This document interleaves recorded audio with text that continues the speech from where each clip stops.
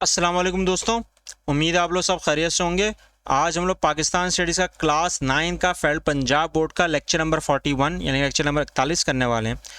और जो आज का टॉपिक यानी कि उन्वान होगा लीगल फ्रेमवर्क ऑर्डर होगा, यानी कि LFO जो 1970 यानी कि 1970 में आया। ये क्यों आया, किस लिए आया और किसने दिया, इसको हम आज डिस्कस करेंगे। लेकिन इस टॉपिक को डिस्कस करने से पहले अगर आपको इस चैप्टर के रिगार्डिंग यानी कि इन चीज़ों के रिगार्डिंग या इस सब्जेक्ट के रिगार्डिंग, इन टॉपिक्स के रिगार्डिंग अगर आपको नोट्स चाहिए हो तो आपके सामने दिए गए स्क्रीन के ऊपर जो ईमेल आईडी आई हुई है इस पर ज़रूर कांटेक्ट करें। हम आपको बेहतर से बेहतरीन नोट्स प्रोवाइड करेंगे। और अगर आपने इस चैनल को सब्सक्राइब नहीं किया है तो ज़रूर कर लें, ताकि आने वाले जितने भी आपके पास लेक्चर होंगे बेटा वो आपको वक्त पर मिल जाएं, ताकि आपके जितने भी कमेंट्स आ रहे होते हैं या आप मुझसे जो बातें शेयर कर रहे होते हैं कि आप वक्त पे नहीं मिलते, तो प्लीज़ आप ज़रूर इसको सब्सक्राइब कर लो बेटा, ताकि आपको वक्त पे मिल जाए। ठीक है, आज के टॉपिक के रिगार्डिंग अगर देखा जाए तो हमने जो इससे पिछले वाले लेक्चर में जो डिस्कशन की थी, जो इससे बिल्कुल मिलता जुलता है, वो है लैंड रिफॉर्म्स। अगर नोट करो बेटा, ये लैंड रिफॉर्म्स जो 1959 में आए थे और उसी के रिगार्डिंग अगर देखा जाए तो उसके बाद जितने वाक़यात हुए उसके इसके और उसके जो कनेक्शन था वो इसी दरमियान में था। और इसके दरमियान में अगर देखा जाए जो LFO आया वो इसलिए आया कि ताकि एक हिसाब से अगर देखा जाए तो उस वक्त जो LFO का मेन कॉन्सेप्ट था वो जनरल मोहम्मद याह्या खान का, जो प्रेसिडेंट थे इस्लामिक रिपब्लिक ऑफ पाकिस्तान के। देखो बेटा, मैं आपको फिर एक नाम बता रहा हूँ, president of Islamic Republic of Pakistan. ठीक है बेटा, ये अभी कॉन्स्टिट्यूशन में हमारे नहीं ऐड हुआ था उस वक्त तक, लेकिन बयान करना शुरू कर दिया था हमने। तो announced in legal framework order to hold general elections in 1970। ठीक है बेटा, 1970 में जब लीगल फ्रेमवर्क ऑर्डर आया जनरल इलेक्शन से होने से पहले, तो उस वक्त याह्या खान ने 1 यूनिट का कॉन्सेप्ट जो था वेस्ट पाकिस्तान में उसको ख़त्म कर दिया था। यानी कि आपको पता होना चाहिए बेटा, मगरब पाकिस्तान में जो एक यूनिट का कॉन्सेप्ट था ना कि सारे सूबों को एक इख्तियारात के प्रोविजनल ऑटोनॉमी एक ही हो गई थी, सारे सूबों के जो बाख्तियारात जो थे वो ख़त्म कर दिए गए थे, तो वो 1 यूनिट का कॉन्सेप्ट उन्होंने डिसॉल्व कर दिया, वो ख़त्म कर दिया, वापस सूबों को इख्तियारात मिल गए। अब इलेक्शन होने थे, लेकिन उससे पहले उन्होंने लीगल फ्रेमवर्क ऑर्डर निकाला। अब ये लीगल फ्रेमवर्क ऑर्डर क्या था, इसकी नुमायाँ खसूसियात क्या थी या इसके साइलेंट फीचर्स क्या हैं, तो उनमें अगर देखा जाए तो पहला जो था वो नेशनल असम्बली यानी कि कौमी असम्बली में जितने भी लोग जो टेन्योर में आएंगे यानी कि इलेक्टेड होकर आएंगे वो 5 साल के लिए होंगे। और जो सीटें मुख्स की गई थी उस वक्त के हिसाब से, जो सीटें नोटेबल की गई थी वो कितने थी, 300 यानी कि 300 सीटें थी। ठीक है बेटा, मिनिमम एज जो कम से कम उम्र होगी वो होगी 25 साल किसकी, मेल की यानी कि मैन की, आदमी की, और 21 ईयर्स होगी वुमन यानी कि औरतों की, जो इसमें हिस्सा ले सकते हैं वोट कास्ट करने के लिए। वोट कास्ट करने के लिए जाहिर सी बात है आपको उस वक्त की रिक्वायरमेंट जो दी जा रही थी वो यही थी।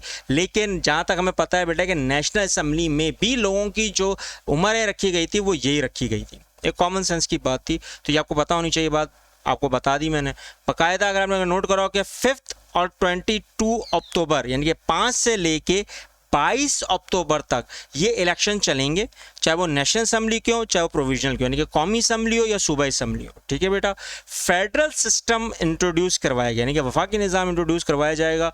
और यहाँ पर पूरे हर शहरियों को आपके बुनियादी हुकूक यानी कि फंडामेंटल राइट्स आपको फुल दिए जाएंगे, आपके बाहुकूक होंगे, आपको सारे के सारे हुकूक दिए जाएंगे ताकि आप उनको मद्देनज़र रखते हुए ही अपने काम कर सकें। इसके अलावा अगर देखा जाए तो इसमें सबसे अहम जो बात थी, जो कॉन्स्टिट्यूशन मेकिंग थी यानी कि आइन जो था वो बनाया जाएगा बाख्तियार सब सूबों के हिसाब से, और जितने भी फंडामेंटल राइट्स रखे जाएंगे, बुनियादी हुकूक रखे जाएंगे, वो सारे सूबों को मद्देनज़र रखते हुए रखे जाएंगे। ये कॉन्सेप्ट था। फिर अगर देखिए छठा पॉइंट देखा जाए तो इंडिपेंडेंट जुडिशरी होगी यानी कि आज़ाद अदलिया होगी। और आज़ाद अदलिया से मुराद है कि अदलिया को ये राइट होगा कि वो सारी बुनियादी हुकूक जो लोगों के हैं उनको सेफगार्ड महफूज करें, और बाकायदा अबव ऑफ ऑल जो होगा, पालातर होगा पूरे पाकिस्तान में या पूरी रियासत में, वो क्या होंगे, कवानीन होंगे।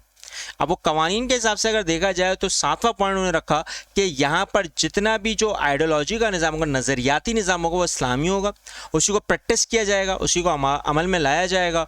और जो मुसलमान होगा, सिर्फ मुसलमान यानी कि जो मोमिन होगा, जो एक अल्लाह और आखिरी रसूल पर अपना ईमान रखता होगा, वही हेड ऑफ द स्टेट बनेगा। यानी कि अगर एक मुल्क, एक रियासत का बानी जो होगा, वो प्रेसिडेंट जो होगा, इनके सदर जो होगा बेटा, वो हमेशा कौन होगा? मुसलमान होगा।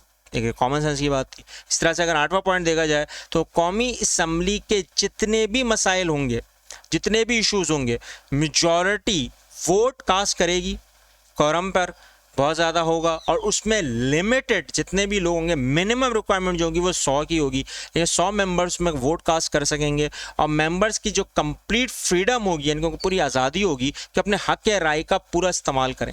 यानी कि उनको पूरा एक राइट होगा कि वो अपना जो भी उनका जो इलेक्टेड बंदा है, जिसको वो वोट कास्ट करना चाह रहे हैं, उनको वो दिया जाएगा। अब इसी के हिसाब से अगर देखा जाए तो 9वां पॉइंट जो आता है उसमें अगर आप नोट करो कि पाकिस्तान, जो इस्लामिक रिपब्लिक ऑफ पाकिस्तान जो नाम दिया जाएगा, और इस पर कोई बहस नहीं होगी। और इसमें अगर आपने नोट करो कि कौमी जो महाज होगा, कौमी मफाद जो होगा, कौमी यकजहती का जो पूरा निसाब होगा, वो इसी पर होगा। नेशनल सिक्योरिटी तक इस पर ही होगी कि इस्लाम को हमने बचाना है, इस्लाम की सारी तालीमात को लेकर चलना है, इस्लाम को ही आगे बढ़ावा देना है। और इसी की स्ट्रेटजीज और सर्वे पूरे का पूरा, यानी कि जो उन्होंने जो पूरे का पूरा प्लानिंग की हुई थी, आने वाले जो उनके पूरे ख्यालात थे, उसमें अगर देखा जाए इसी लीगल फ्रेमवर्क ऑर्डर के हिसाब से, तो सबसे पहली चीज़ क्या थी? Promotion of Islamic way of life, यानी कि इस्लामी तर्ज़ ज़िंदगी अमल में लाई जाएगी। अब इस्लामी ज़िंदगी का तो पता उस वक्त, वो अल्लाह ही रहम करे, लेकिन आज और वो आपको ही पता और मुझे पता है कमेंट्स में भी आना शुरू हो जाएंगे, सवाल आना शुरू हो जाएंगे बच्चों के कि सर ये कैसे? तो बेटा ये उस वक्त था, लाजमी था, थोड़ा बहुत हुआ भी, देखा भी हमने, पढ़ा हुआ भी है। मैं पैदा तो नहीं हुआ था उस वक्त, लेकिन अल्हम्दुलिल्लाह जितना मैंने पढ़ा है तो उस वक्त के हिसाब से तो थोड़ा बहुत इम्प्लीमेंटेशन हुई थी। लेकिन इम्प्लीमेंटेशन की क्यों ख़त्म हुई, वो आगे चल के हम डिस्कस करेंगे क्यों ख़त्म हुई। फिर अगर देखा जाए तो प्रैक्टिस ऑफ मोरल टीचिंग्स, अगर आपने नोट कराओ, ये दूसरा पॉइंट है बेटा कि इखलाकियात का जितना भी निज़ाम होगा, तालीमी निज़ाम जो इस्लाम के रिगार्डिंग होगा, वो सबको पढ़ाया जाएगा, समझाया जाएगा, सिखाया जाएगा। अब समझदार आप भी हो, मैं भी हूँ, तो आप समझ जाओ क्यों नहीं हो रहा। अच्छा, तीसरा जो सबसे अहम पॉइंट है वो क्या था? इस्लामी उसूलों का निफाज। जो इस्लामी उसूल हैं, जैसे आपने पढ़ा भी है बेटा, इस्लामिक डेमोक्रेसी जो है, पूरे प्रिंसिपल्स जो हैं वो आपको अमल दरामद होंगे, जिसमें जस्टिस है, इक्वालिटी है, फ्रेटर्निटी है, टॉलरेंस है, इवन के सॉवरेनिटी। और इसमें अगर सॉवरेनिटी में देखा जाए, अगर आपकी इक़्तिदार, आपकी हाकमियत अल्लाह की है, तो सारे कवानीन किसके होंगे? शरीयत के होंगे। तो वो सारी चीज़ें निफाज में होनी थी, क्यों नहीं हुई वो इंशाल्लाह हम आगे चल के डिस्कस करेंगे। और अभी क्यों नहीं है ये आपको पता होना चाहिए, ये आपको इल्म में है, सबको पता है कि क्या हालात चल रहे हैं। और अगर देखा जाए तो उस वक्त के हिसाब से अगर एक और बात जो थी सबसे इम्पॉर्टेंट थी, वो क्या थी? कुरान और इस्लामियात की तालीमात को लाजमी करार दिया जाएगा। लाजमी का मतलब ये कि सिखाया जाएगा हर मोड़ पर, ये नहीं कि सिर्फ 6 से लेके मैट्रिक तक या 6 से लेके 5, 6, 7, 8 इस तरह की नहीं, प्राइमरी क्लासेस नहीं, सिर्फ मैट्रिक क्लास नहीं, पूरी ग्रेजुएशन नहीं, मास्टर्स नहीं, PhD तक। ये उस वक्त तक का था, ये पूरी अरेंजमेंट हो चुकी थी, ये नफाज भी हो चुका था, बीच में रोक दिया गया। अब वो क्यों रोका गया वो एक अलग ही किस्सा है। वो जब आप इंशाल्लाह मास्टर्स में आओगे बेटा, आपको पता चलेगा कि बीच में क्यों रोक दिया गया, और हमें सिर्फ वैसे प्राइमरी और सेकेंडरी क्लासेस तक रखा गया है। क्यों रखा गया है? ग्रेजुएशन में आगे बढ़ते हैं नहीं, ग्रेजुएशन में सब्जेक्ट ही चेंज हो जाते हैं, और सब्जेक्ट चेंज हो जाते हैं तो उसमें ऑप्शनल सब्जेक्ट आ जाते हैं। ऑप्शनल के बाद आपको पता है कि बहुत बड़े बड़े अवामिल बन जाते हैं।